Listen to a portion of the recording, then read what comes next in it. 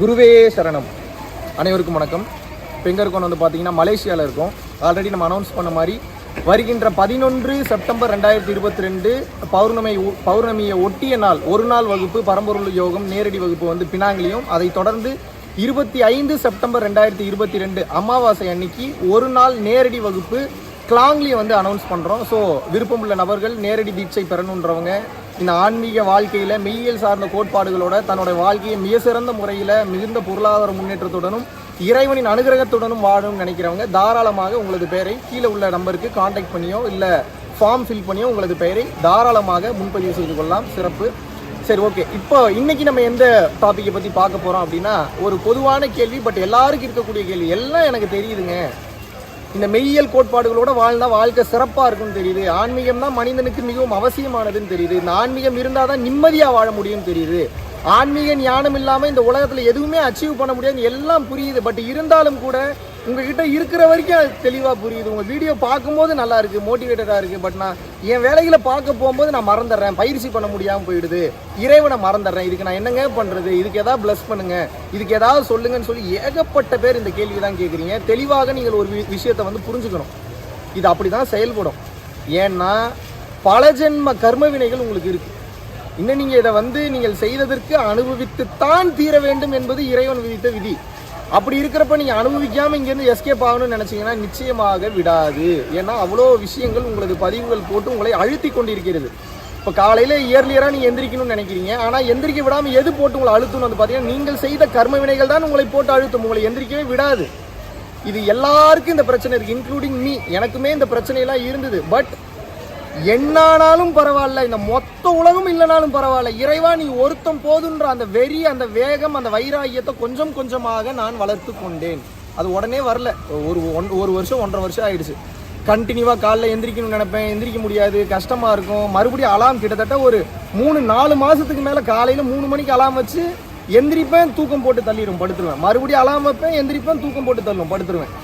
இப்படியே என் வாழ்க்கையை மாற்றிக்கொள்வதற்கு மிகுந்த தாமதமாகிவிட்டது. ஆனால் நான் என்னை எப்படி நான் சரி பண்ணிக்கிட்டேன் அப்படின்ற விஷயத்த சொல்கிறேன். அதில் நீங்கள் உங்களோட ஐடியாவையும் சேர்த்து நீங்கள் பயன்படுத்தி கொள்ளலாம். எப்படின்னா, இப்போ பாருங்கள், பில்டிங் இவ்வளோ பெருசாக இருக்குது, செடி கொடி மரங்கள் இருக்குது, இத்தனை மனிதர்கள் இருக்காங்க, பணம் காசு இருக்குது, சாப்பாடு இருக்குது, பில்டிங்ஸ் எல்லாம் கடந்து வந்து பார்த்தீங்கன்னா மலைகள் இருக்குது, வானம் இருக்குது, பூமி இருக்குது, பஞ்சபூதங்களாகிய நிலம், நீர், நெருப்பு, காற்று, ஆகாயம், இத்தனை இருக்கும்போது இதெல்லாம் எப்படா பொய்ன்னு சொல்கிறேன்னு யாரும் கேள்வி கேட்க வேணாம். உங்கள் மனசே உங்களை கேள்வி கேட்கும்.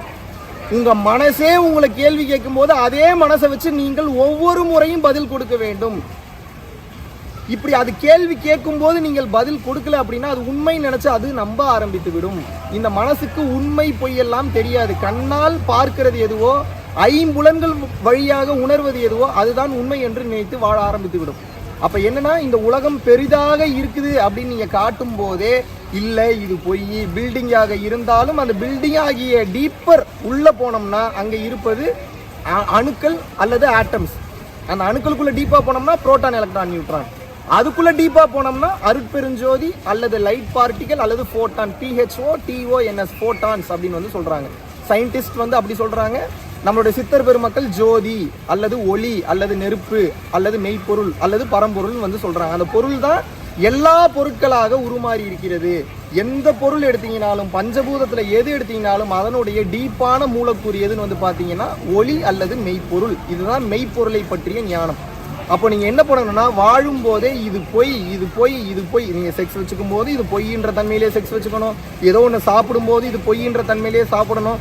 ஏதோ நீங்கள் ஊருக்கு போகும்போது, கார் டிரைவிங் பண்ணும்போது, இல்லை வேற ஏதாவது பண்ணும்போது, இல்லை வந்து பார்த்தீங்கன்னா ஏதாவது படிக்கிறீங்க, எழுதும்போது, உங்களுக்கு முக்கியமான விஷயம் இந்த உலகத்தில் எதெல்லாம் நினைக்கிறீங்களோ அந்த முக்கியமான விஷயத்த பண்ணும்போதெல்லாம் இது பொய், இது பொய், இது பொய், இது கொஞ்சம் பைத்தியக்காரத்தனமாக தான் இருக்கும், வேற வழி இல்லை நமக்கு.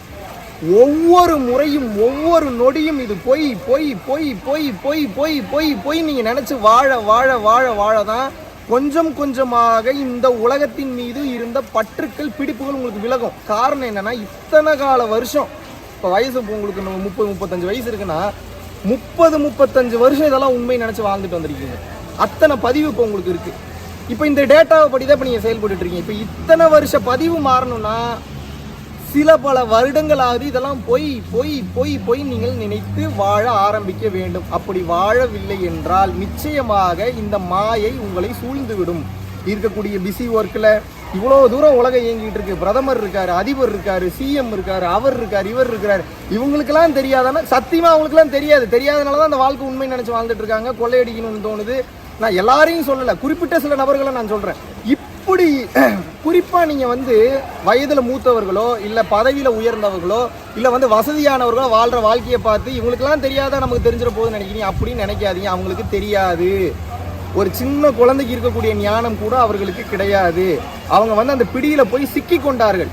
இதுல இருந்து நீங்க வெளியில வரணும்னா வேற வழியே இல்லை. இது பொய் பொய் பொய் பொய் பொய் பொய் என்று நீங்கள் நினைத்து வாழ்ந்தால் ஒழிய இந்த மாயையிலிருந்து உங்களால் விடுபடவே முடியாது. மாயைன்னு என்ன இருக்கிற மாதிரி தெரியும், ஆனால் இது எதுவுமே நிரந்தரமானது கிடையாது. அழிந்து விடும், நிச்சயமாக அழிந்துவிடும். இதை புரிந்து கொண்டு கொஞ்சம் கொஞ்சமாக உங்க பக்குவ நிலையை வளர்த்துக்கிட்டு எதை பார்த்தாலும் அது பொய்ன்ற தன்மையில அதை அனுபவிக்க வேணாம்னு சொல்ல, அனுபவிங்க. எதா இருந்தாலும் அனுபவிக்கும் போது இது பொய் என்ற தன்மையோடு நீங்கள் அனுபவித்துக் கொண்டே வரும்போது அதிலிருந்து முழுமையாக நீங்கள் விடுபட்டு விடுவீர்கள். நன்றி, வணக்கம்.